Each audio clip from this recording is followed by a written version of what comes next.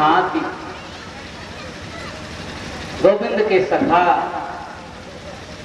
जो ब्रजमंडल से मथुरा के लिए रास्ता आता है उसी पर बैठे हुए हैं और रास्ता देख रहे हैं कि लाला आज तो आता ही है। सुबह के बैठे दोपहर हो गई, सायंकाल का समय आ गया, निराश हो गए। लेकिन फिर तभी एक आता हुआ रथ, जैसे ही रथ की पताका ध्वजा दिखाई दी, सारे सखा प्रसन्न होकर के उछलने लगे। कहा देखो हमारा लाला आ रहा। एक सखा ने कहा मैंने तो पहले ही कही थी वो हमारे बिना कैसे रह सकता है। जब हम उसके बिना नहीं रह सकते हैं तो वो हमारे बिना कैसे रह सकता है। जैसे ही रथ आकर के रुका, सारे सखाओं ने रथ को घेर लिया। कहा भैया जय श्री कृष्ण। उद्धव ने कहा जय श्री कृष्ण। उद्धव ने परिचय दिया अपना, हम मथुरा से आए हैं, भगवान गोविंद की सखा हैं, हमारा नाम उद्धव है। क्या आप सब लोग बता सकते हो मैया यशोदा का महल का रास्ता? ब्रजवासियों ने कहा, सखाओं ने कहा वाह रे कन्हैया, वाह रे लाला, परसों को कहकर गया बरसों बीत गए, याद आई भी तो स्वयं न आकर के मित्र को भेजा। उद्धव ने कहा मित्रों आप लोग अन्यथा मत समझो, गोविंद आप लोगों की बहुत याद करते हैं, तभी तो हमको भेजा है संदेशा लेकर के। अब आप सब बताएं मैया यशोदा का महल किधर? ये सामने बैठे हैं माला लेकर के, यही मैया यशोदा और यही नंद बाबा है। उद्धव जाकर के थोड़ा जोर से बोलना, क्योंकि रोते रोते मैया लाला की याद में श्रवण शब्द समाप्त हो, दिखाई कम पड़ता, इसलिए जोर से बोलना। जैसे ही उद्धव महल में प्रवेश हुए, महल के प्रांगण में, वैसे ही क्या देखते हैं, कोने कोने से गोविंद गोविंद गोपाल गोपाल आवाज आ रहा है। महल के कोने कोने से जय श्री कृष्ण गोविंद गोविंद गोपाल गोपाल ऐसी आवाज आ रही है। ऐसा आकर्षण उद्धव ने मैया यशोदा के चरणों में प्रणाम किया, परिचय दिया कि मैं उद्धव हूं, मथुरा से आया हूं, भगवान गोविंद का सखा हूं, मेरा प्रणाम स्वीकार कर। जैसे ही जोर से उद्धव ने प्रणाम किया, मैया के हाथ से माला छूट गई और कहा रे धीरे से बोल, धीरे से बोल, मेरा लाला जग जाएगा। बड़ी मुश्किल से सुला पाई हूं सुबह से, कभी माखन मांगता है, कभी बहू मांगता है, कभी चंदा मांगता है, धीरे से बोल। उद्धव ने मन में सोचा री जिन गोविंद को हम मथुरा में छोड़ करके आए हैं, मैया यशोदा कह रही हैं कि लाला मेरा जग जाएगा। उद्धव ने कहा मैया आपका लाला आपको छोड़कर कहीं जाता नहीं है? मैया ने कहा बिल्कुल नहीं, मेरा लाला अंदर सो रहा है पालने में, तुझे विश्वास नहीं है, आ तुझे दिखाती हूं। मैया यशोदा उद्धव का हाथ पकड़ करके जैसे ही अंदर ले गई महल में, जहां पालना पड़ा हुआ था, लाला कभी सोता था झूलता था, जैसे ही पालने के पास पहुंची मैया धड़ाम से मुड़ नहीं लगता लाला हमारा आज भी इसी पालने में सो रहा है। उद्धव ये वही पालना है, इस पालने में लाला हमारा सोता था, मैं लाला को लोरी सुनाती थी। उद्धव आज यह पालना सूना पड़ा हुआ है। उद्धव ये वही रसोई घर है, इस रसोई घर में जब हम भोजन बनाती थी, लाला घूम फिर करके रसोई घर के पास आकर दूर दूर दूर रहता है, अंदर मत आइयो, अभी जय जय को भोग नहीं लगता। उद्धव आज ये हमारा रसोई घर सुनना होगा, उधो एक घटनाला ने रोटी मांगी, मैंने बेझड़ की रोटी पर माखन लगा करके दे दिया। लाला आंगन में रोटी खाता जावे और ठुमक ठुमक कर नाचता जाए। उसी समय एक कौवा आया, लाला के हाथ से रोटी छीन करके भाग गया। लाला मचल गया, आंगन में लौट गया और कहा मैं रोटी कौवा से वही लूंगा, मैं कौवा से युद्ध करूंगा। उठो, घटना को याद करती हूँ तो लगता है कि प्राण क्यों नहीं निकल जाते, आज हमारा घर सूना होगा। उधर एक बात मुझे बहुत दुख देती है, लाला क्या सोच रहा होगा मथुरा। एक शायद इसीलिए नाराज होकर रूठ करके चला गया, वापस नहीं आया। परसों को कहकर गया था, बरसों बीत गए, आज तक नहीं।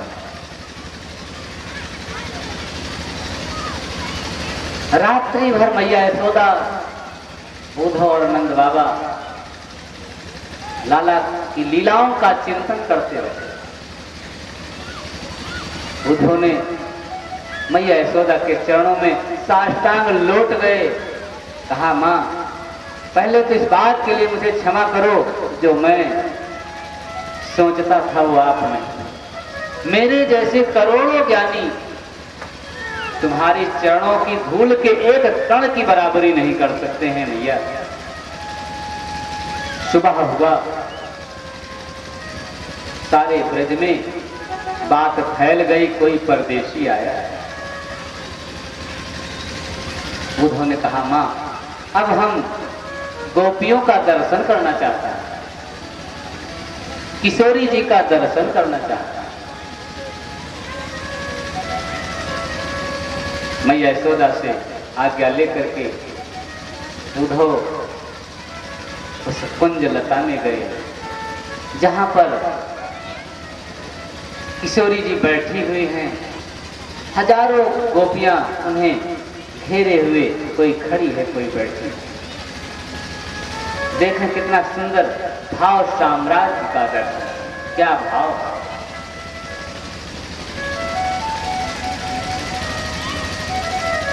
उद्धव एक वृक्ष के पीछे खड़े हो गए। सोचा जब हम नंदरानी से बात करने के काबिल नहीं रहा तो किशोरी जी से कैसे बात करें। इसलिए पहले किशोरी जी की इन गोपियों की मनः स्थिति का आकलन करना चाहिए। वृक्ष की ओट में खड़े हुए हैं, किशोरी जी शांत बैठी हैं, कोई श्रृंगार नहीं। जिस दिन से गोविंद छोड़ करके उनको गए हैं उस दिन से गोपियों ने कोई कार्य नहीं किया, सिर्फ गोविंद का चिंतन करते। उसी समय एक गोपी आकर के किशोरी जी से कहती है, राधा रानी, लाडली जी, आज लाला मेरे घर आया, माखन चुरा करके भागने लगा। मैंने पकड़ने का प्रयास किया, तभी हमारी आंख खुल गई। दूसरी सखी कहती है, किशोरी जी, लाला आज मेरे घर आया, मेरा बछड़ा खोलकर भाग रहा था, मैंने पकड़ने का प्रयास किया, परंतु उसी समय हमारी आंख खुल गई। एक सखी कहती है, किशोरी जी, लाला आज मुंह को पनघट को मिला, मेरी जल की मटकी उठा करके मेरे सर पर रखी, मेरे पीछे पीछे घर तक आया, लेकिन जैसे ही मैं घर आई पीछे मुड़ करके देखा तो लाला गायब। किशोरी जी गोपियों की बातें सुन रही हैं, सिर्फ रोती जाती है, सिर्फ अस्तपात हो रहा है। एक सखी बड़ा धैर्य करके पूछा, लाडली जी, किशोरी जी, क्या आपको गोविंद का दर्शन स्वप्न में नहीं होता? यदि होता है तो आप भी बताएं। राधिका जी कितना सुंदर वर्णन करती हैं कि स्वप्ने पश्यन्त्या कांतम धन्यास्था सखियो सिता अस्माकं तु गते कान्ते गता निद्रा अपि वैरिणी। जिन गोपियों को, जिन सखियों को मेरे प्राणनाथ, मेरे प्राण वल्लभ गोविंद का स्वप्न में दर्शन होता है, उन गोपियों को मैं प्रणाम करती हूँ। क्या करूं सखी, जिस दिन से मेरे प्राणनाथ, मेरे प्राण वल्लभ मुझे छोड़ कर गए हैं, उस दिन से ये वैरिण निद्रा भी उनके साथ में चली गई। क्या करूं, नींद आती नहीं तो स्वप्न दिखता नहीं, और स्वप्न दिखता नहीं तो तुम्हें कैसे बताऊं। उद्धव जी वट वृक्ष के ओट में खड़े हुए यह दृश्य देख रहे हैं और मन में सोचते हैं, कहीं गोविंद को गए तो बरसों हो गए, किशोरी जी अभी तक सोई ही नहीं उनकी याद में। किशोरी जी की बड़ी दयनीय दशा। वर्णन तो यहां तक आता है, जब महारास हुआ था, जो लहंगा फरिया किशोरी जी ने पहना था, उसमें भगवान गोविंद के पसीने में जो सराबोर हो गया था, आज तक उस लहंगा फरिया को उन्होंने जल से साफ नहीं। क्यों लगता है उनको कि गोविंद अब भी हमारे पास है। भगवान गोविंद की महक उन वस्त्रों में घुसी हुई।